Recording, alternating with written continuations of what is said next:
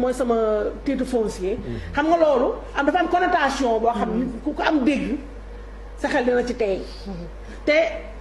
yooyu yëpp dafa tax ba moom mu prêter le flanc pour des pyromanes comme Sonko nga xam ne ñooñu tout le discours de Sonko mooy violence ak fu mu munti jóg xam nga violence weesuwul nga toog ñëw jàkkaarloo ay sénégalais naan leen waaw Macky Sall bépp Sénégal parce que dégg naa ñu koy défendre naan non Casamance wax région la wax waxul ethnie non il faut arrêter de prendre les gens pour ce qui ne sont pas. te Casamance ba mu nee Casamance non ba mu nee Casamance moom dafa préciser moom sa pensée daal ne bépp Sénégalais bu am boo xam ne da nga xaw a sa sant wala sa tur dafa xaw a nuroog joolaa loolu dafa ko wax mu clair ñëpp nga koy dégg. xam nga kon foofu ñi koy défendre sax jàppale wuñu ko et puis moom si boppam ñëwaat na. tabaski réitérer ses propos daal di bës bouton kon foofu laay wax ne Ousmane Sonko laa ne te yàgg naa ko wax fii man ba ma koy wax kenn waxu ko nee naa c'est quelqu'un d'extrêmement dangereux pour ce pays pour la stabilité de ce pays parce que gis nga politique te ci laay ñëwee noonu ci pauvreté nag laay defaa dugaale ci démarrage campagne parce que yëpp na ci la jëm ndax li may at nii mooy c'est lié ñu def nànk ci li ñuy wax ci politique ci campagne bi parce que tout est lié Sénégal la ñu bëgg ñun Sénégal la ñu am ku bëgg Sénégal ñu bëgg la mais fii mënoo toog ci réew mi nga ni yow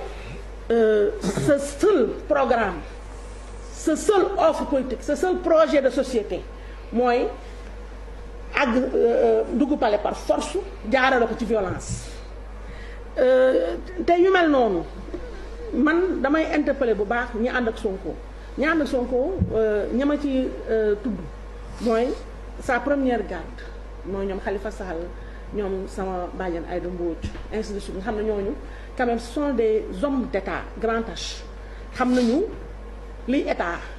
un Sonko nga xam mosul sax nekk chef de service kooku man taxul may perdre sama temps ci moom mais ñi mu àndal nga xam ne ñoom la bokkal coalition moom bu defee bêtise ñoom tamit ils sont comptables de cette bêtise là keroog j'ai été déçu ba ma seetaanee benn ITV bu kii def Khalifa Sall ñu interpellé ko sur dérapage verbaux yu Sonko yi mu naan waaw xaw ma genre daal ni mu ko waxee noonu xalaatam la je le respecte xam nga loolu c'est une fuite de responsabilité te loolu ku am dégg mën nga jàpp ne Sonko finalement. est-ce que ce n'est pas une manière de dire je ne suis pas avec ces propos-là mais quand même. non c'est une manière de dire ça li nga wax noonu ndaxte c'est exactement ça mais xam nga loolu c'est irresponsable de la part de Khalifa Sall c'est irresponsable te ñoom comprendre comme li wax na ne Sonko quelque part moom son cas est tellement pathologique da nga ko war sax yërëm parce que bu gaa nga war ko yërëm mooy ñi mu àndal dama jàppale dañ koy bëmax ci dañ koy parce que tamit il faut chaque jour ma wax ko fii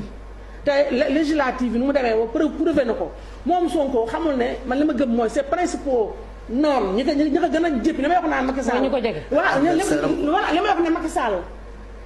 il se trompe bu jàppee ne Sonko mooy principal ennemi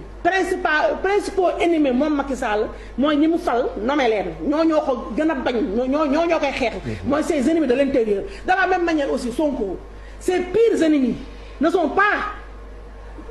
en face ci Benno Bokk Yaakaar ses pires ennemis mooy ñi mu toggal ñi mu bokkal